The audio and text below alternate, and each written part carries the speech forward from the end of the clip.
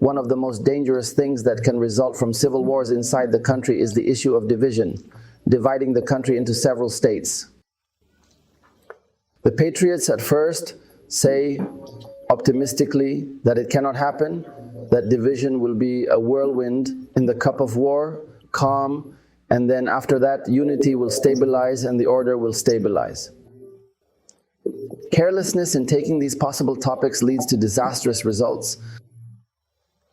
We saw in Nairobi on February 22nd, 2025 AD, a conference of the MP, the Rapid Support Forces, and the separatist forces in Sudan, along with 23 Sudanese bodies, organizations, or parties with the desire to separate from the parent entity or with the desire to rule Sudan with a parallel government. The purpose of the conference is to establish a parallel government, pave the way for a new constitution, etc. And they wrote a charter on this subject, provided that there is an alternative to the army that rules Sudan now. The truth, our brothers, we should never take this issue with any disdain. I mean, there are people who comment on the issue with some disdain. It means that this is a simple issue and that it means just attempts, and that the recent strong strikes of the Sudanese army in Khartoum and on the island led to such a rift with the Rapid Support Forces, and therefore they are trying to do anything. They do not attach great value to this conference. They do not give this conference the danger that could occur to the future of Sudan. We are supposed to care very, very much about this issue for more than one reason. First, Sudan's recent history carries a completely similar problem, the problem of the secession of South Sudan. South Sudan has been trying to secede since 1983. Of course, the Sudan People's Liberation Front was formed, and Musa means Salat, and many rounds with the Sudanese government. The issue ended with the Kafash Agreement. The Kafash Agreement was in 2005, and it was decided that after 6 years, South Sudan would be given the right to self-determination. Elections or approval means acceptance or rejection of a topic. The separation of South Sudan from the state of Sudan.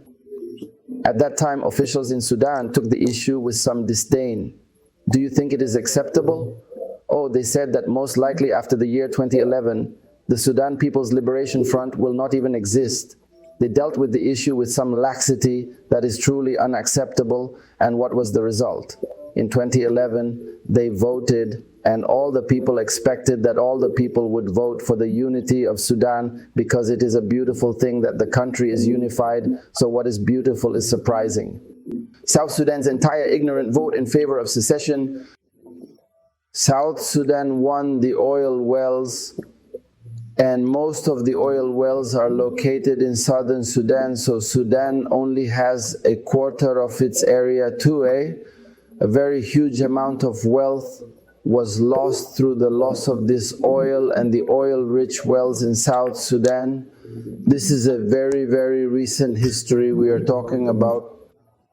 14 years from now, the relatively farthest history also confirms the same thing.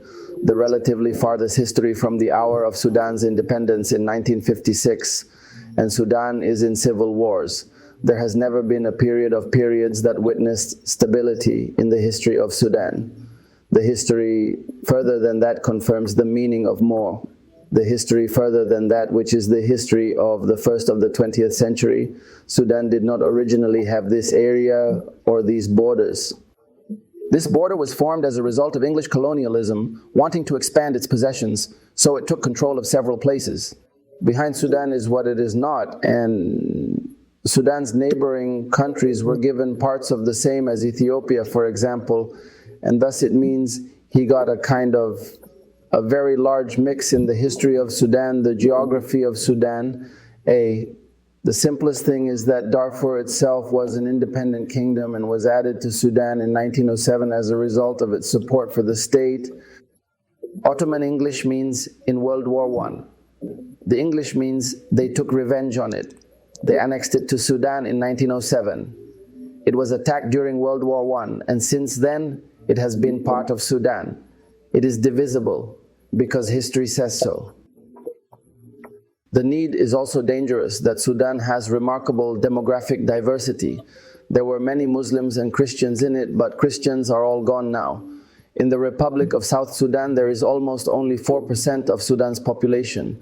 Christians are now 96% Muslims, but there are other demographic variations, including Arabs and Africans, and this is also a great diversity. It is found in Al-Sudan, and there are very different clans in which there are some who are stable, and in Mina the nomads. Demographic diversity is very dangerous. Demographic diversity can be a source of different strengths and different talents and different possibilities. It means different symptoms. Every race adds something to the country, but it can be a source of division or a source of division. Another dangerous thing some Arab countries support division, unfortunately. Wow! The Rapid Support Forces are supported with money, weapons, information, and many other things. This may affect the situation, and Russian support is also dangerous because Russia wants to have a foothold in the region, which is why the Russian Wagner group supports the separatist Rapid Support Forces, and therefore they may have technical support, financial support, and logistical support at a large level. Moreover, on top of all this, all neighboring countries except Egypt support the Rapid Support Forces. Unfortunately, this is also another very, very dangerous story. I mean, you have Ethiopia, South Sudan, Chad, Central Africa, as well as Kenya. Kenya, Mahesh, now with the border with Sudan. It is with the border of South Sudan, but Kenya supports this separation and supports the Rapid Support Forces as evidence of hosting it. This conference aims to establish a government opposing Sudan's legitimate government. The idea of dividing Sudan, our brothers and sisters, is not a new idea that many people spoke about in the US Congress. It was proposed for discussion in 1983. A. Bernard Lewis, a famous American Jewish thinker, wrote the book, What is Islam? In 1993, in the division of Arab and Islamic countries, including the division of Sudan, he discussed setting limits for this issue. The story is an old and repeated story. Sudan is a very, very great country with its great people, 46,000 people in this country, 96% of whom are Muslims, a good people with origins, a history and morals. Known means its status in the Arab and Islamic world, a people who have wonderful natural capabilities in their country, capabilities in the land, in the fertility of the land. They have oil in the land, they have uranium, and they have many gold mines. There is great economic potential in Sudan. Sudan also represents a very important seaport to the Red Sea, connecting a very large number of landlocked countries within Africa to the Red Sea. It has a very, very important strategic position, and it is a link between the Arab countries in the north and the African countries in the south, and at the same time it crosses the Nile River. All of these are very great matters for the people of Sudan and the state of Sudan. They are all Muslims if the country is extremely strong and extremely united. The division of Sudan will lead to very, very large losses. It will lead to the fact that international ambitions will devour Sudan because there are very many people, very many countries of the great powers set their eyes on this country. The economic impact of the division will be very dangerous. We saw before that in 2011 the division of South Sudan, and with it the oil wells, now Darfur.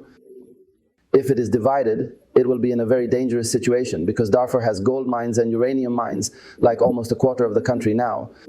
Something dangerous. A conflict will often occur between the states that are formed, in which there will be many victims. As a result of this conflict, international recognition will also be dangerous and unacceptable. The world directly, the people of Sudan will suffer for periods of this. Sudan will lose its identity after this division and this dismemberment of the country, and the negative impact on our brothers and sisters will not only be on Sudan, it will also be on neighboring countries. For all of this, we ask God Almighty to unite the people of Sudan. And we call on all the people of Sudan to unity and to look at these consequences. We call on the Arab countries to take the issue with the utmost seriousness and be keen to contain the crisis before the explosion. And we ask God Almighty to protect Sudan, its people, and other Muslim countries. God's blessings are good. May God's peace, mercy, and blessings be upon you.